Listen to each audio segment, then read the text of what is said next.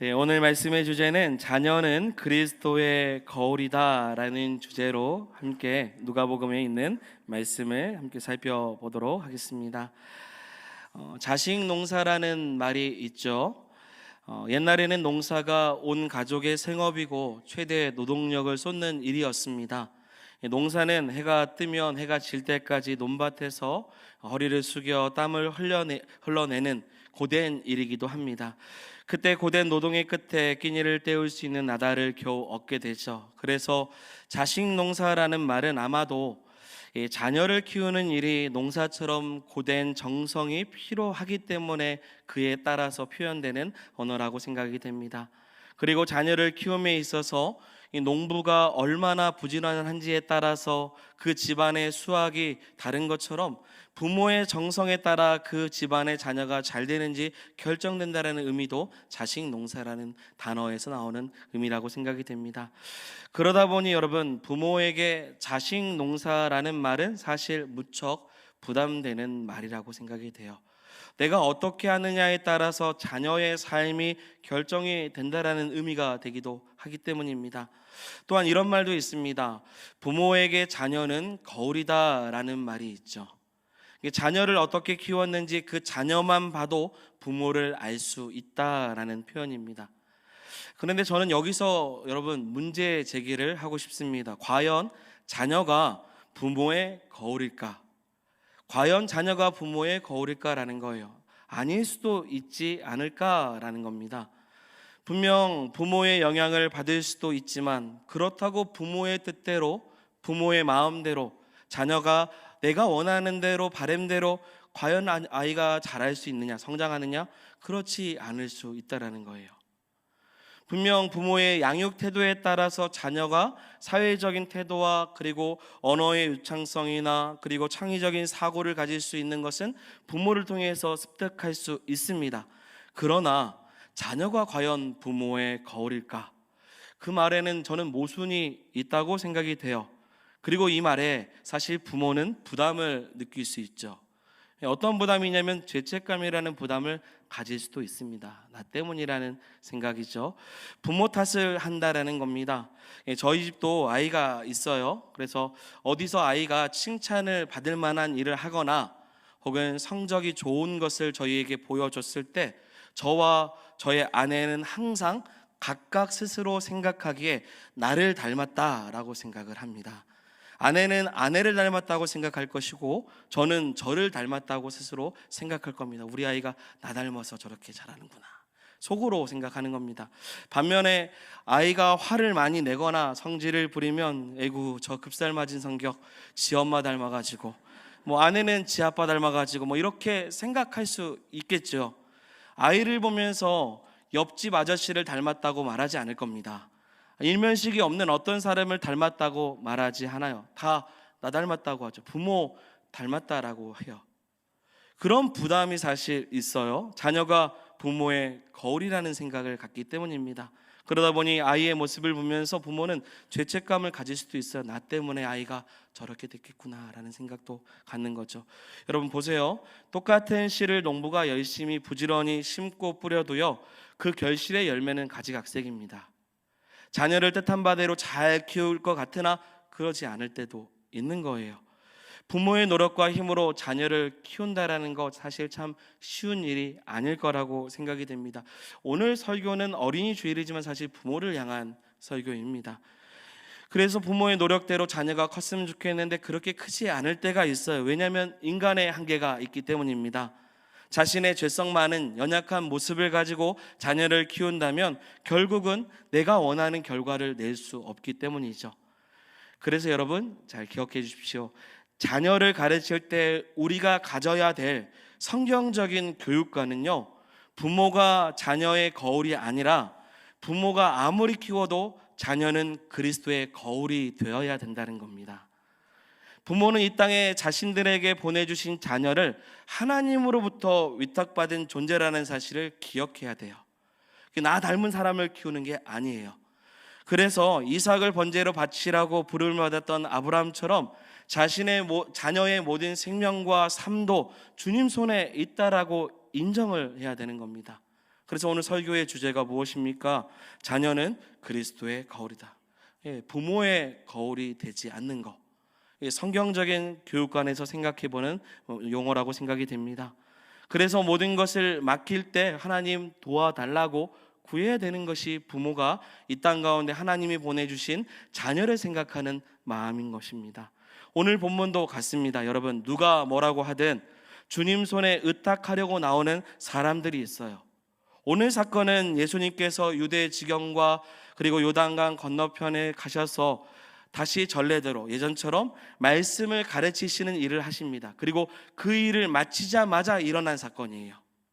어떤 그룹이 예수님이 말씀을 마치시자마자 예수님 계신 그곳에 아이들을 밀어넣기 시작을 합니다. 그게 바로 누구일까요? 우리 15절의 말씀을 같이 읽어보도록 하겠습니다. 같이 읽겠습니다. 사람들이 예수께서 만져주심을 바라고 제자들을 보고 고집건을. 아멘. 여기에서 누구죠? 사람들이 등장을 합니다.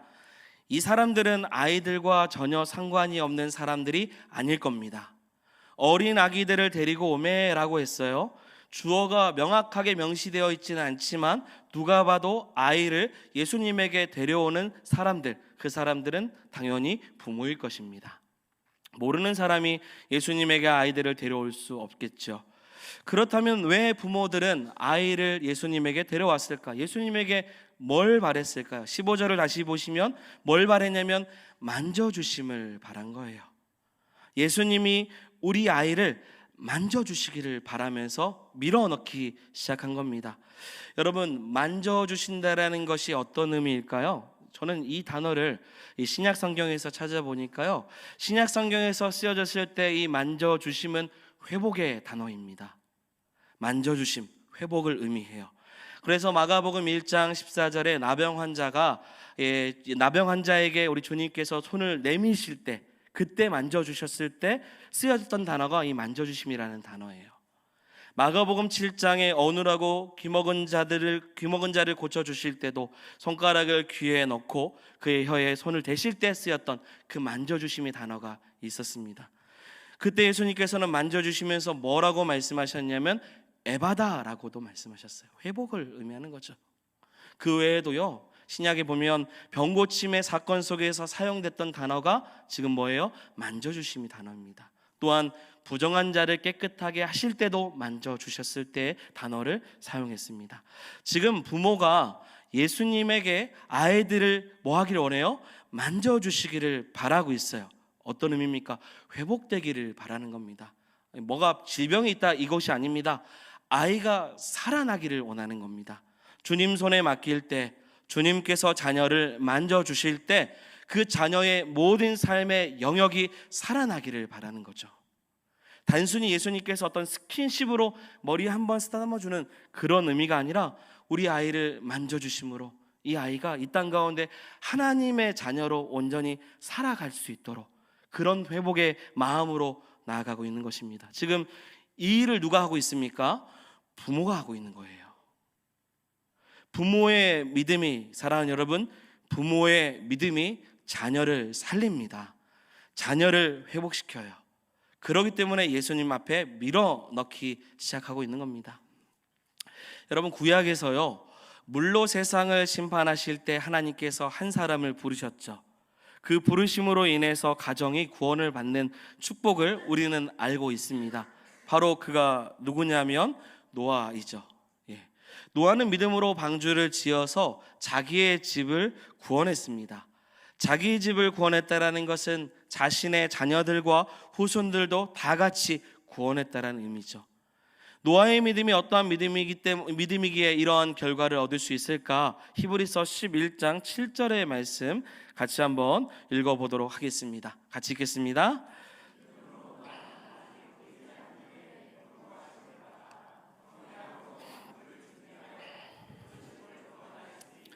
이로 말미암아 세상을 정죄하고 믿음을 따르는 되었느니라. 아멘. 성경은 그때 노아가 방주를 지을 수 있었던 이유가 뭐냐면 하나님을 뭐 했어요? 경외했기 때문이라고 했어요. 여러분, 하나님을 경외하는 믿음은요, 세상보다 하나님을 더 두려워하는 믿음입니다. 세상은 두렵지 않고요, 하나님이 두려운 거예요. 그래서 약 100년 동안 뭘 해요? 방주를 짓습니다. 믿음으로 준비하기 시작하죠. 자, 여러분, 제가 왜 지금 노아의 방주의 이야기를 할까요? 노아 방주를 짓기 시작할 때 그 땅에 있는 많은 사람들이 어떠했을까요? 많이 조롱하고 비난하고 비방했을 것입니다. 자식들로부터 이제 그만하자고 그런 제안을 받을 수도 있고 불만을 들을 수도 있습니다. 이게 뭐 하루 이틀도 아니고 이렇게 오랜 시간 동안 바다도 아닌 곳에서 배를 짓는다, 산에서 배를 짓는다, 이게 말이 안 되는 거죠. 스스로 생각하기에도 내가 말씀을 잘못 들은 것은 아닌가, 이게 세상 상식적으로 이게 맞지 않은데 그런 의문도 가질 수도 있는 거죠. 근데 성경은 그렇게 표현하지 않죠. 노아는 이 모든 유혹을 다 이겨냅니다. 그리고 방주 짓는 일을 완성을 합니다. 모든 것은 하나님을 경외하는 믿음이 노아에게 있었기 때문이죠. 사람보다 하나님을 더 두려워하는 믿음, 세상의 트렌드와 시대의 풍조보다 하나님 말씀에 인생을 걸었던 하나님을 경외하는 믿음이 노아에게 있었던 겁니다. 이런 경외하는 믿음이 노아로 하여금 세상을 이기게 했어요. 다른 거지만 여러분, 이런 믿음 우리 가운데 있기를 소망합니다. 그런데 이 믿음은요, 그 자녀들에게도 인상 깊은, 매우 깊은 인상을 남겨줬을 거예요. 그래서 그 자녀들도 뭐 합니까? 방주 짓는 일에 함께 동참을 해요. 자녀들도 자신의 아버지를 따라서 하나님 말씀 앞에 인생을 겁니다. 이는 노아의 경외하는 믿음이 자신뿐만 아니라 누구에게까지요? 자녀들에게까지 믿음의 유산으로 흘러가고 있는 것이죠. 믿음의 상속자가 된 것입니다. 자, 이 사건을 기억하면서 다시 본문으로 들어가 봅니다. 우리 15절 다시 읽겠습니다. 15절 띄워주시고요. 읽겠습니다. 사람들이 예수께서 만져주심을 바라고 자기 어린 아기를 데리고 오매 제자들이 보고 꾸짖거늘. 아멘. 제자들이 보고 어떻게 했어요? 꾸짖었어요. 지금 예수님께 아이를 데리고 온 부모, 그 부모를 누가 꾸짖어요? 제자들이 꾸짖고 있습니다. 자, 그러면요, 여러분 생각을 해보십시오. 예수님이 계시고 부모가 아이를 데리고 예수님께 가고 있습니다. 그 주변에 누가 있어요? 제자들이 있습니다. 그러면 누가 봐도 지금 예수님의 제자들이 부모를 꾸짖는 것을 누가 봐요? 예수님도 보시고요. 또 누가 봐요? 자녀들도 보는 거예요. 우리 부모가 제자들에게 지금 뭐예요? 싫은 소리를 듣는 것을 누가 보고 있는 거예요? 아이들이 봐요. 그럼에도 불구하고요, 부모들은요, 기어코 예수님이 우리 아이를 만져주시기를 바라면서 데리고 갑니다. 자, 멀리서 제3자의 눈으로 보면 굉장히 극성이에요. 유별나 보입니다. 그런데 싫은 소리를 들어도 끝까지 뜻을 굽히지 않아요. 여러분, 근데 이걸 누가 본다고요? 아이들이 보고 있어요. 우리 부모가 나를 어떻게 해서라도 예수님에게 데리고 가겠다라는 그 의지가 있다라는 것을 보고 있는 거예요. 싫은 소리를 들어도요, 꾸짖는 소리를 당해도, 세상이 조롱해도 예수님 앞에 우리 자녀가 있기를 원하면서 어리숙한 아이지만 지금은 잘 몰라도 훗날에 이 사실을 알 수 있도록 직접 보게 되는 겁니다. 저는 여러분, 이것이 기독교 교육이라고 생각이 들어요. 똑같이 믿는 것 같아도요, 여러분, 사랑하는 여러분, 자녀들에게 깊은 인상을 줄 수 있는 믿음을 보이시기를 소망합니다.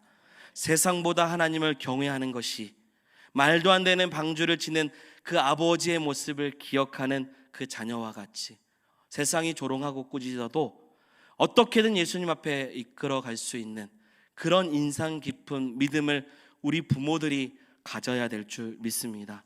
자녀들도요, 진짜 믿음을 찾기를 원해요. 진정 인생을 걸고 붙잡을 수 있는 그 신앙의 부모를 기대할 것입니다. 그런 신앙을 물려주는 부모 세대가 되려면, 사랑하는 여러분, 노아처럼 살아가야 되는 겁니다. 오직 하나님을 경외하는 삶보다 더 귀한 것이 없음을 알고 그것을 직접 삶으로 증명해 나가는 거예요. 그래서 예수님께 자녀들을 온전히 맡기기 위해서 꾸짖는 소리를 들어도 주님 앞에 나아가는 이 부모와 같은 모습을 가져야 될 줄 믿습니다. 자, 이때 예수님에게 나온 아이들을요, 예수님께서는요, 다른 본문의 말씀입니다. 마가복음 10장 16절에 이렇게 하십니다. 우리 같이 말씀을 읽겠습니다.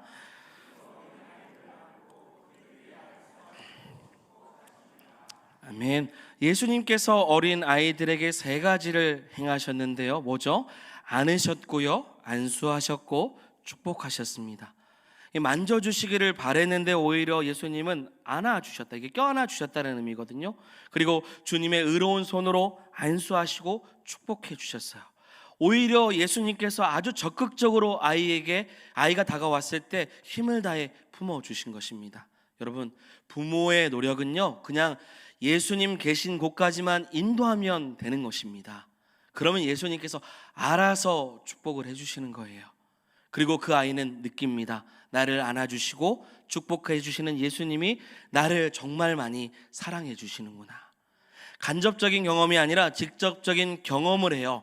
부모로부터 들었던 예수님의 이야기가 아니라 진짜 자신의 이야기, 간증의 이야기가 되는 것입니다. 이런 축복이 우리의 모든 가정 가운데 있기를 소망합니다. 부모뿐만 아니라 우리 조부모도 똑같아요. 우리 손주들을 생각할 때마다 그와 같아야 돼요. 부모가 한 일은 자신의 손에서 예수님 손으로 그 아이를 옮겨주는 것뿐이에요. 예수님의 풍성한 사랑을 받을 수 있도록 아이를 의탁하는 것입니다. 저는 여러분, 이게 참 신기했습니다. 왜냐하면 하나님은 부모에게 자녀를 잘 키우라고 보내줬어요. 위임을 시켜주셨어요. 그런데 부모도 다시 하나님 앞에 그 자녀를 올려드리는 거잖아요. 이게 얼마나 이상적인 것입니까? 저는 달란트 비유에 나오는 청지기와 같다고 생각이 들었어요. 주인은 종에게 달란트를 맡겨요. 달란트를 맡았던 종은요, 주인을 위해 최선을 다해 그 달란트를 가지고 살아갑니다. 그리고 다시 주인에게 그 달란트를 드려요. 그리고 칭찬을 받습니다. 우리는 하나님께 자녀를 위탁받은 존재입니다. 정직이와 같이 착하고 충성돼 그래서 자녀를 섬길 수 있는, 하나님께 자녀를 드릴 수 있는 성도가 되기를 소망합니다. 예전에 한번 소개한 책인데요, 롤프 가복의 하루에 한 번 자녀를 축복하라는 책입니다. 제가 한번 소개한 책입니다. 이 책에서는 자녀를 위한 가장 확실한 투자는 바로 하루에 한 번씩 자녀를 축복하는 것이다 라는 거예요. 여러분, 부모가 자녀를 위해서, 그리고 조부모가 손주들을 위해서 하루에 한 번씩 뭘 하는 거예요? 축복 기도를 하는 겁니다. 쑥스러울 수 있습니다. 하지만 멀리 있으면 멀리서 기도하겠지만 가까이 있으면요, 자녀들을 위해서 손도 잡아주시고 손을 얹어주시기도 하고 안아주시고 기도해 주십시오. 자녀를 맡겨주셨어요. 여기 다음 세대 저기도 있고 우리 친구들도 있는데요, 자녀들도 좀 빼지 마십시오. 나이 들었다고 부모가 기도해 주는 거 좀 쑥스러워할 수 있는데 그러지 마시고, 복 받는 일입니다. 복 받는 귀한 일을 부모는 자녀를 위해서, 그리고 자녀는 부모에게 그 복을 누릴 수 있도록 함께 귀한 축복이 있어야 되는 거예요. 그런데 여러분, 이 축복은요, 혈연 관계에서만 이루어지는 것이 아닙니다. 송지동교회 아이들을 위해서도 여러분 축복을 듬뿍 담아서 해주시기를 바랍니다. 영적 부모, 영적 조부모가 우리지 않습니까? 다음 세대 아이들을 볼 때마다 축복의 말과 기도와 사랑을 전해주셔야 돼요. 교회에서 아이들의 소리가 난다라는 것이 얼마나 복입니까? 아이들이 우는 소리, 뛰는 소리, 아이들이 함께 무엇인가를 하는 그곳이 사실 교회에게는 소망이 있다는 뜻이기도 합니다. 아무것도 아닌 것 같으나 축복은요, 그런 축복을 해주실 때 이 아이들은 이 세대를 본받지 않아요. 그리고 하나님의 이름을 높이는 자녀로 성장해 나아갈 수 있습니다. 다시 본문으로 좀 들어가 볼까요? 우리 16절 말씀입니다. 16절 같이 읽겠습니다.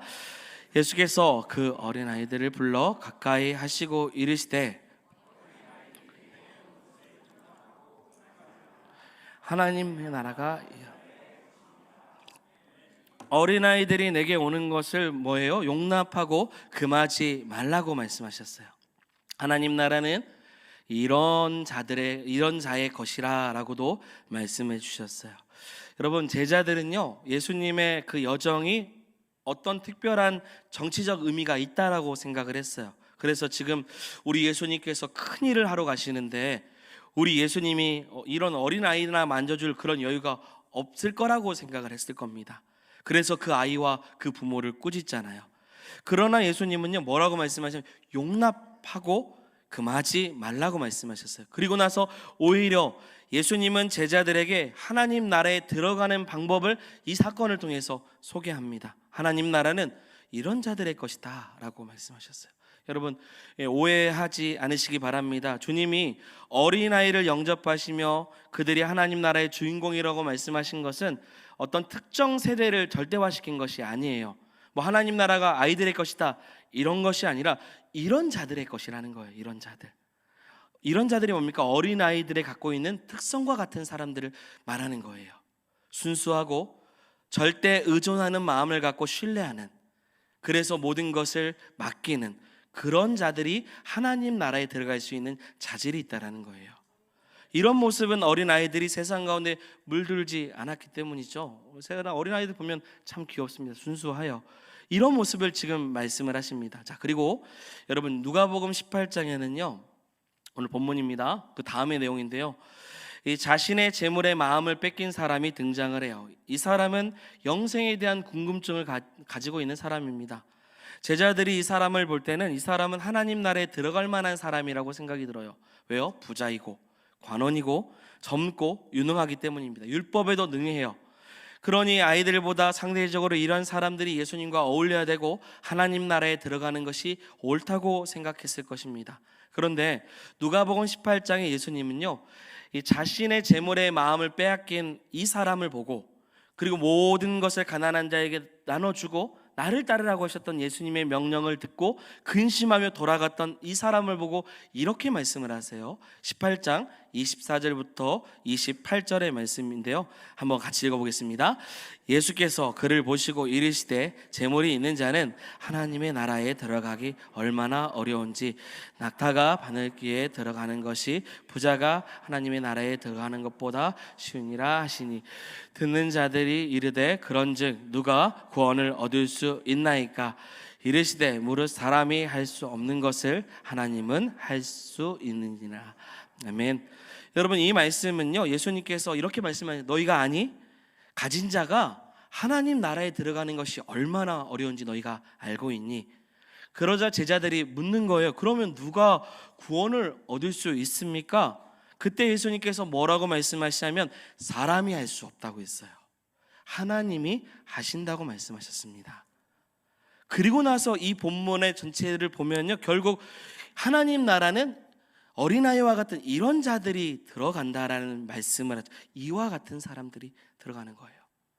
어린아이와 같은 믿음을 가진 사람, 자신이 의지하는 모든 것들을 다 내려놓는 사람, 어린아이가 부모를 의지할 수밖에 없어서 언제나 부모의 품에 안길 수밖에 없는 것처럼 예수님만을 보고 싶고 예수님만의 품에 안기고 싶고 예수님의 말씀을 따라갈 수밖에 없는 그러한 사람들이 하나님 나라에 들어갈 수 있는 기회가 있다라는 거예요.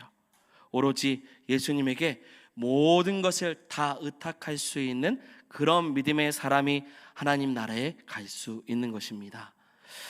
예화를 하나 소개할게요. 어떤 시골 마을에 심한 가뭄이 들었습니다. 그래서 성도들이 함께 예배당에 모여서 이제 기도회를 열었어요.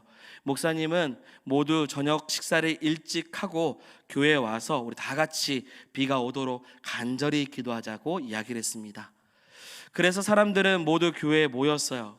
교인이 가득합니다. 그리고 밤새 저녁까지 뜨겁게 하나님께 비를 달라고 기도하기 시작했습니다. 그러자 자정쯤 되었을 때 우두둑 소리가 나더니 비가 내리기 시작합니다. 사람들은 기도의 응답을 받았다고 좋아하면서 모두 박수갈채를 하기 시작을 해요. 감사하다고 하나님께 영광을 올립니다. 그리고 이제 예배를 파합니다. 마쳤어요. 이제 집에 돌아가려고 하는데 막상 밖에 나가려고 하니 뭐가 와요? 비가 너무 많이 와서 못 돌아가고 있는 겁니다. 그런데 한 아이가 교회 밖으로 나가면서 우산을 활짝 펴고 집으로 돌아가려고 하는 거예요. 어른들은 아이에게 물었습니다. 너는 어떻게 우산을 가져왔니?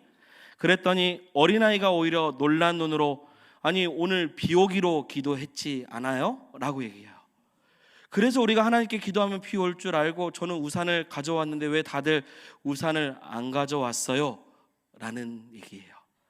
여기 있는 사람들은 비가 오기로 오기를 기도했지만 속으로는 비가 안 올 수 있다라는 마음도 가졌던 것 같아요. 겉으로는 믿는 척하면서 속으로는 못 믿는 거죠. 전적으로 의지하지 못했어요. 여러분, 이 예화를 통해서 어린아이의 특성을 소개하는 겁니다. 예수님께 못 맡기는 거죠. 하지만 어린아이의 순수한 믿음, 어리숙하지만 온전히 그렇게 될 것이라고 믿는 그 믿음, 이러한 믿음을 갖는 자가 하나님 나라에 들어갈 수 있다라는 겁니다. 그리고 누가 뭐라 해도 우리의 자녀가 예수님 앞에 살기를, 예수님께서 만져주시기를 바라며 회복되는 삶을 바라면서 주님께 의탁하는 이러한 부모가 있는 자녀들은 하나님 나라의 기회를, 들어갈 수 있는 기회를 더 얻을 수 있는 것이죠. 결론입니다. 여러분, 어린이 주일을 맞이해서요, 우리 모두가 영적 부모와 영적 조부모가 되기를 소망합니다. 그리고 송지동교회 모든 다음 세대 아이들과 그리고 가정에 있는 자녀들, 손주들, 우리 예수님께서 만져주시기를 바라기를 소망합니다. 세상이 뭐라고 해도 괜찮아요. 만약 아이들의 신앙을 우선시하는 것, 그렇게 키우는 것이 세상과 사회가 봤을 때 미련하다고, 경쟁 사회에서는 그렇게 해서는 안 된다고 꾸짖을지라도요, 여러분, 우리는 세상과 다른 하나님 나라에 들어갈 아이를 키우는 성도가 되기를 소망합니다. 전적으로 하나님께 아이를 맡길 수 있는 부모가 돼야 돼요. 그러려면 오늘 말씀처럼 하나님을 경외하는 노아의 모습, 그리고 자녀들에게 정말 깊은 인상을 줄 수 있는 믿음의 부모가 돼야 될 줄 믿습니다. 삶으로 증명하시고 그러한 부모의 모습으로 우리 아이들에게 본이 될 수 있는 그런 부모와 조부모로 우리 부모의 신앙을 본받는 우리 송지동교회 또 주일학교의 모든 아이들이 될 수 있도록 기도하며 나아가는 귀한 축복이 있기를 주의 이름으로 축원드립니다. 아멘. 우리 말씀을 생각하면서 함께 사랑합니다 나의 예수님 같이 찬양하며 나아가길 원합니다.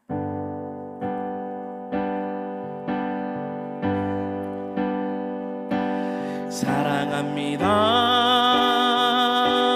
나의 예수님, 사랑합니다 아주 많이요, 사랑합니다 나의 예수님, 사랑합니다 그것뿐이에요. 사랑합니다, 사랑합니다 나의 예수님, 사랑합니다 아주 많이요, 사랑합니다 나의 예수님, 사랑합니다 그것뿐이에요. 사랑한다 아들아, 내가 너를 잘 아노라. 사랑한다 내 딸아, 내게 축복 너와 놀아. 네, 우리 한 번 더 여러분 이 찬양을 부를 때 우리 자녀가 있으면 자녀를 생각하면서, 그리고 우리가 후렴을 부를 때는 사랑한다 나의 자녀의 이름을 넣어서 하나님께서 그 우리의 자녀를 사랑해 줄 수 있도록 우리 축복하며 그런 마음으로 찬양하길 원합니다. 혹은 자녀가 아니라 자신의 이름을 넣어도 좋습니다. 그런 마음으로 함께 이 찬양 다시 고백하며 나가겠습니다. 사랑합니다 나의 예수님, 사랑합니다 아주 많이요, 사랑합니다 나의 예수님, 사랑합니다 그것뿐이에요. 자녀들의 이름을 넣어서 고백합니다. 사랑한다, 사랑하느라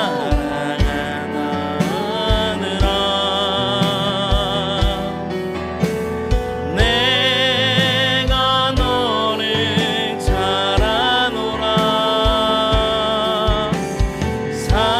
우리 자녀들의 이름을 넣어서 내 떠나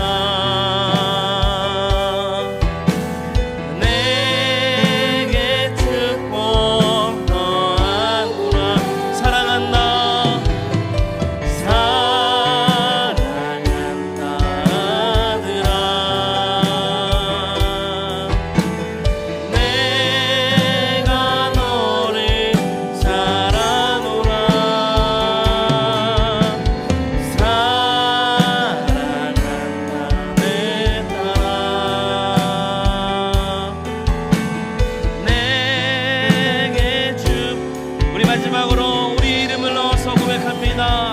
사랑한다